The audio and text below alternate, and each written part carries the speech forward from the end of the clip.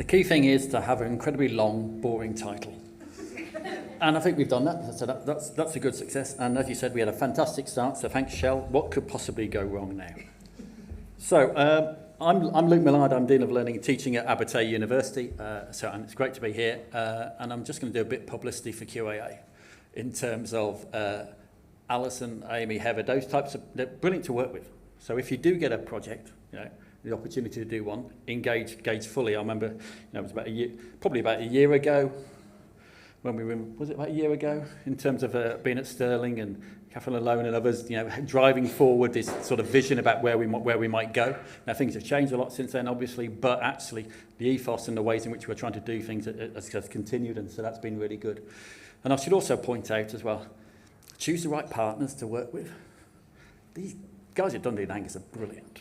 Yeah, and they've just made it a joy to work with. And again, I've got some great colleagues at Abertay within my own team, but also other parts of the university. And actually, it's all about the challenge. That's the great thing about these projects. It's about saying, what can we do differently, and can we make stuff happen? And so Julie Grace was fabulous, because then she pointed me at Jane and Lee and other colleagues, and you're going to get a bit of dull stuff from me at the beginning about why we're doing stuff, and then Jane's going to tell you about all the exciting stuff. But I wanted to stress a bit at the beginning, certainly from what we're trying to do, and I think I mentioned earlier, is about the challenge we have is about having a maturity of a relationship with an institution and a partner, where we can be open and honest with each other about what's working and what's not. Yeah. And so some of this is quite selfish from an Abertay perspective, but I know the DNA guys know that, because actually they need to be quite selfish for them as well in terms of the business model about driving things forward. So, Abertay University, small university, 5,000 students, 4,000 undergrads, over 500 come from one place. So why wouldn't you want to work with them? Why is it taking us so long to work with them properly? I mean, this is insane. So we decided to push this forward. And for me, this is about an ambition and around, again, it's a bit of selfishness here, from an Abertay perspective. I want Abertay to be the natural home for Dundee and Angus students. It's just seen as a seamless progression. You just go there. Is that a good idea? But also for what I think in terms of how we make those students successful across the partners is perhaps by doing that, we also help the college. So we need to address jointly things around recruitment, things around retention, things around success and how we support our students. Does all this progression of students coming to Abertay, does that help DNA as well? Can we support the region? Can we look at that whole thing around culture and of ambition and the expectations of students for study as they progress forward? Because it changes over time. I mean, we've got a sort of progression evolution. Thanks to Jack for this data from Abertay. But actually, we used to have loads of students who came into our fourth year from Dundee and Angus. Now we have virtually no students who come into our fourth year, but actually loads come into our first year, more come into our second year. So the entire ways in which the systems are working is changing. If you're not having a conversation about that with your colleges and your partners, what are you doing? It's a bit like one of Shell's slides earlier, about mental health. And I was just chatting to Phil about it, about mental health. And God, what a shock it was for universities that there was a mental health crisis. Well, what do you think had been going on in schools and colleges for the 4 or 5 years before? Why was it a shock? If you don't have the conversations, you're not going to discover. So how do we better understand our students? You might have seen this once or twice. But one of the things we were talking about when we started to generate this partnership is how can we apply these elements to us? So actually, if I was going to do a basic mapping, I'd be talking about the currency of learning and teaching. How is it relevant to the students who are coming into the university? How can we obviously support effective and successful transitions? What's the context and the community and the ways in which students have learned at the college that is now being translated into a university? Clearly, how would we engage in that student voice in that development? How we better recognise that? What's our quality culture, etc., etc. So actually, that mapping piece is very sensible. It helps us drive things forward, makes it real. Because one of the underpinning things that we're talking about, and if you get a chance, get this book, Tia McNair. It's 2016. I thought it was a new book, and now I realise that was 10 years ago-ish. But it actually says, are we really student ready as an institution? Can we look at the way in which our institutions behave, process, organise that means we do more rather than expecting a student to transmorph into some wonderful godlike being. No, actually, a lot of the stuff we do actually is about our systems, our processes, the ways in which we support our students. And that's the sort of nitty-gritty that we're trying to get down to with our friends at Dundee and Angus. So we created this wonderfully long title, as I said, because really actually it's about that maturity piece. It's actually looking at, can we create that sense of greater cohesion across the sectors? Yeah. And can we address and remove the intended and the unintended barriers that we create? Yeah. What I would say is that nobody has deliberately designed an awful process. Nobody has deliberately designed a bad course. Yeah. But things happen. Yeah? You need to review, you need to evaluate, you need to try and understand how you can remove those barriers that are stopping that student progression and success. So that's the context, that's what we're trying to do. And as I said, one of the things that we're looking at from our perspective is this sort of systematic and procedural review of every aspect in which of what we do. And as I say, Tier talks about, from that holistic perspective of an institution around all our services and our activities, are they intentionally designed to facilitate student progression? So it's that big picture piece, but within that big picture piece and that relationship piece you develop, there's clearly detail, and detail is where it becomes real. And that's what you're going to talk about.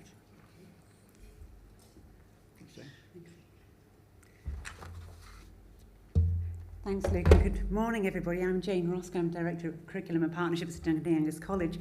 And as Lucas just said, I'm going to tell you a little bit about what we actually did, the approaches that we took, and share with you some of the initial outcomes and future plans.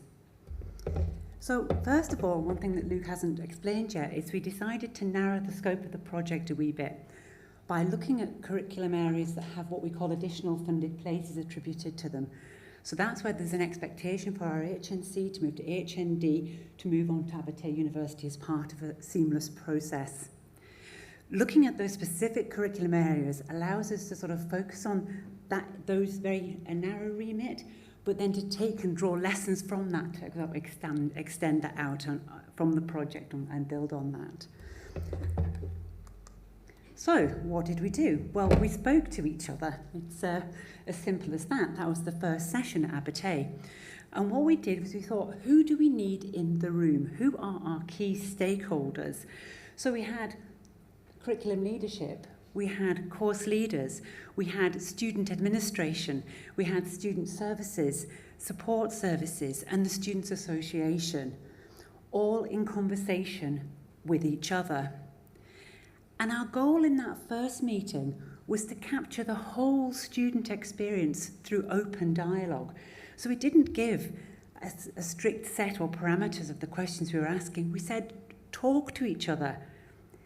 We gave people opportunity to discuss what was working really well, where they wanted to see improvements within their own sort of sphere of expertise and also, importantly, the sphere of influence. We gave people a bit of space, which is quite, lovely, isn't it? And a bit of time to think, what can I bring to this project as me, as an individual? What can my department bring? What can my institution bring? And how will all of this benefit our shared students? And to recognise that working in partnership really increases the chance of actually reaching those shared ambitions, and it really does sort of amplify the reach and the effect of it. By bringing everyone together, we identified very quickly that we really did share the same ambitions for our students, and that enthusiasm and willingness to sort of improve and change. It gave us a chance to see that some areas were often working previously in silos. For example, and I think, Michelle, you made this point earlier, that curriculum can see themselves quite separate from the sort of administrative processes of recruitment and enrolment. But in that first session, we shared an experience where curriculum staff had identified for an individual student where their student funding had been cancelled because of a misalignment of our start dates. That conversation made us both look and go, actually, we could change this. We could change it now. And actually, that was a reasonably simple fix. And the act of collaboration and just having that conversation means that students in the future won't experience that. The rich conversations in our first session allowed us to think about the traction of the project, where it was going to take us, really enhancing what we do well, identifying what we improve, and what goals are we setting for ourselves. So we stood back a wee bit and said, okay then, groups who are having the conversations, give us some SMART targets. Think about what you want to do this year, next year, for the future. And when we meet again, we can sort of think about how we're going to track that. Our second session, we invited the same people back, and this time we had it at the college, our meeting and our afternoon. We did that tracking piece, talked about where we're at, what the sort of issues that people have faced, or what the successes been, had a good conversation.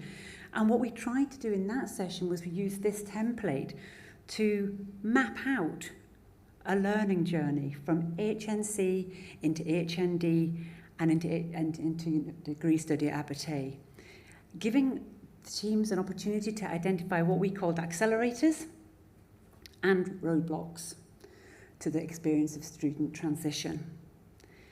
The accelerators are factors that propel, they motivate, they really want to ensure that positive learning experience. So they included things like systematic improvements, motivational strategies, and ways we could enhance the learning environments.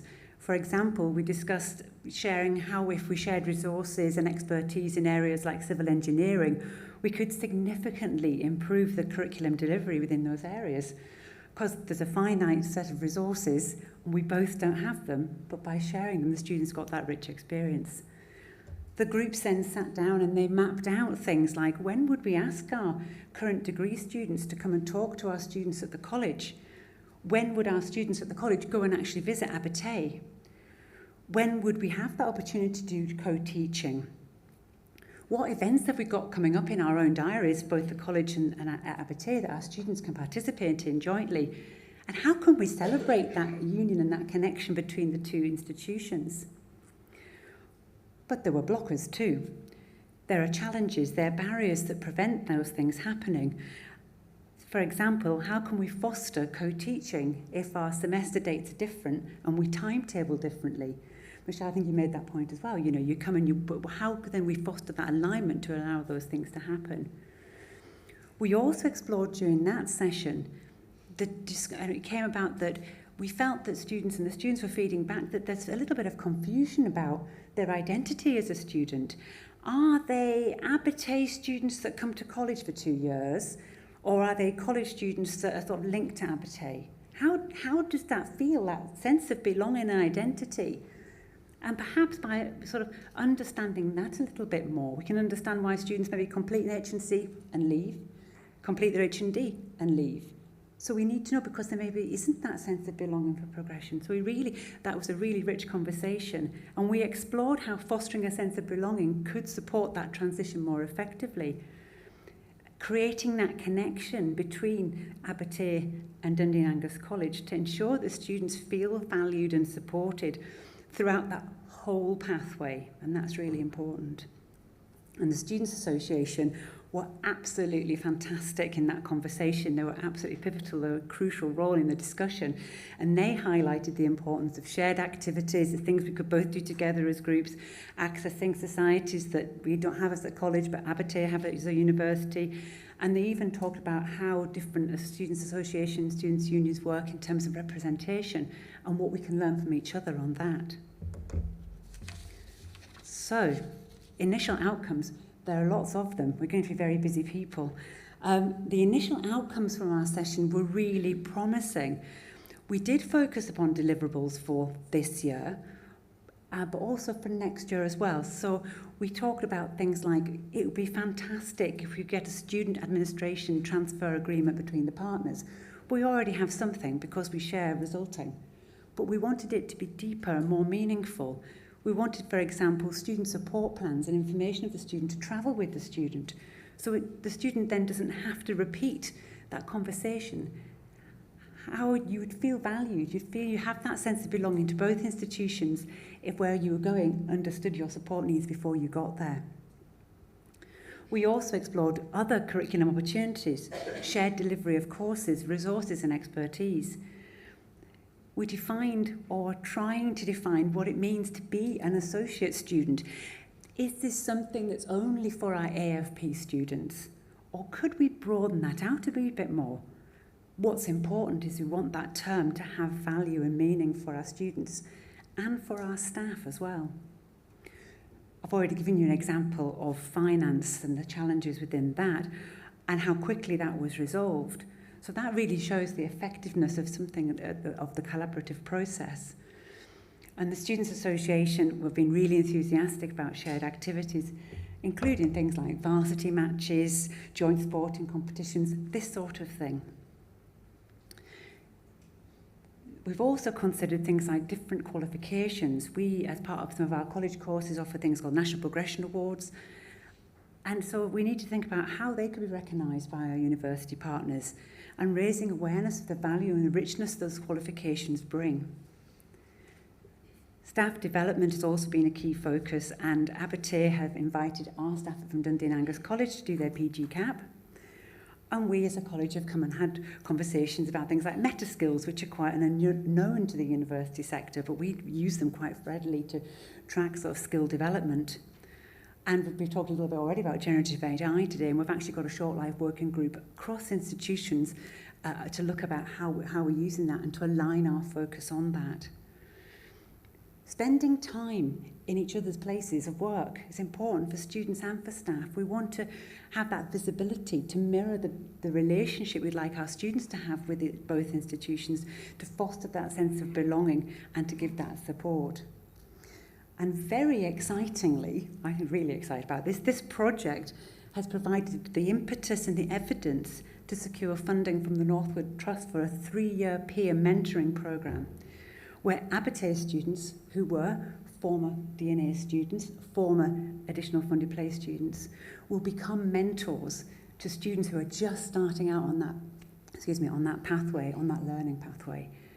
And I think we've already said this morning how important that is from that peer support. They've lived it, they've breathed it, they've been there. They can have that empathy and that connection far more than certainly I could. So that's very exciting that we're moving forward with that. And it goes on. We're very ambitious.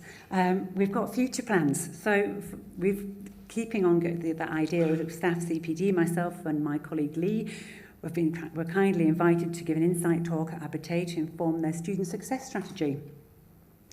We talked about what would their future students look like if they come from the college.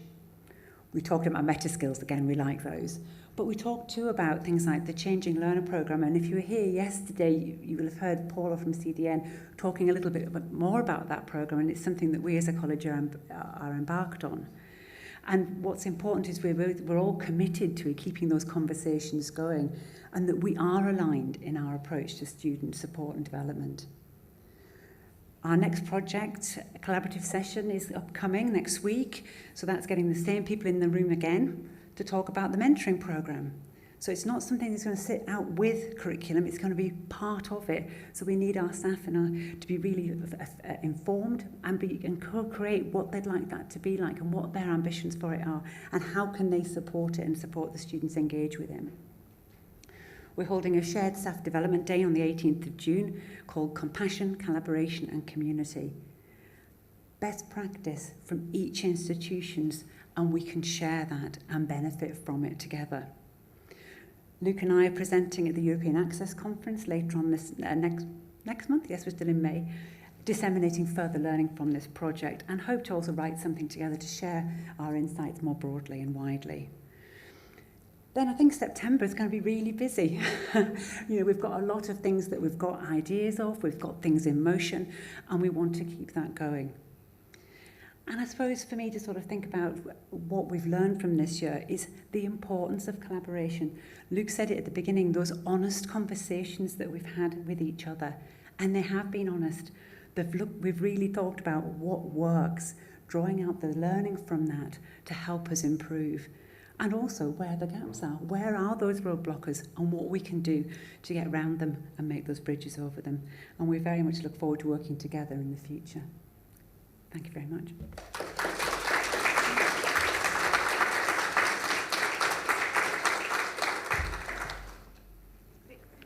Thanks so much to Luke and Jane for that. We've got time for 5 minutes or so before we have to move on to the next presentation. So does anyone have any questions? Okay.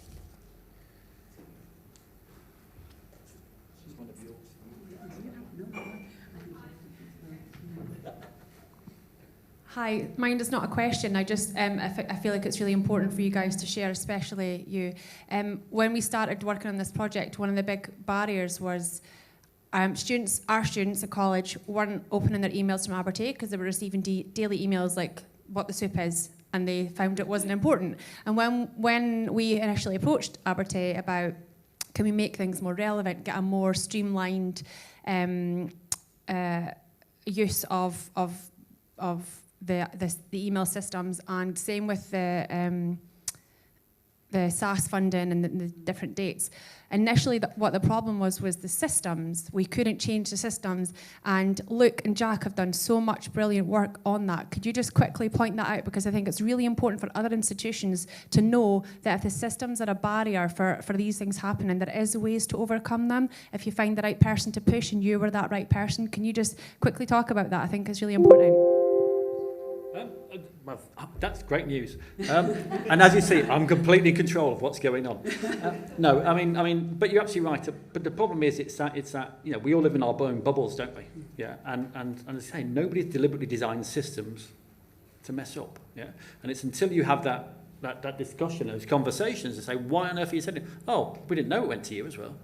And again, I think it is just about it's that simplicity of getting people in the room. Yeah, and suddenly you discover the unintended consequences of a very, very well-designed system, but we didn't know it did that. But thank you for that. Thanks, Lindsay.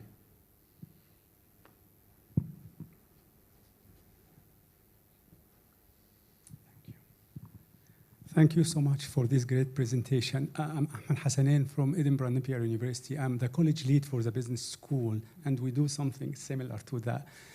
With our partner colleges like Edinburgh College and West Lothian College, of course. But my question is, one size does not fit all. So here you talk about which program, because what we do at Napier University, we do at program level, because like computing is different from marketing, different from tourism when it comes to the practicality of the course and so on. So to what extent is your course flexible to be applied to all programs? And what kind of change did you need to do in order to overcome these barriers if you've faced any of them? Thank you. Thank you very much for your question. And I think that was one of the purposes we looked at our additional funded places scheme. But it did include a number of curriculum areas. So we had sports and fitness, computing, engineering. And you're absolutely right, one size didn't fit all. And it was very much up to the curriculum leads within those areas to think about what would be right for their students and what would work for them. So a little example would be that our computing students have something like a games jam or a cyber week, but so could Abertay students join in with the college students doing that particular thing and then share that event. In civil engineering, they really did look at, so you've got that bit of kit and we haven't got it. Our students would love to use that bit of kit, but you've got that bit, you've got the tech there. Can we share that? And can we? And those are the conversations they were having in terms of those curriculum developments. We talked about that co-delivery, students coming to Abertay to actually, use some of the resources that we don't have at the college, and vice versa. So it was those absolute course, program leads and the curriculum staff that were having those conversations to think what was right, the right fit for them.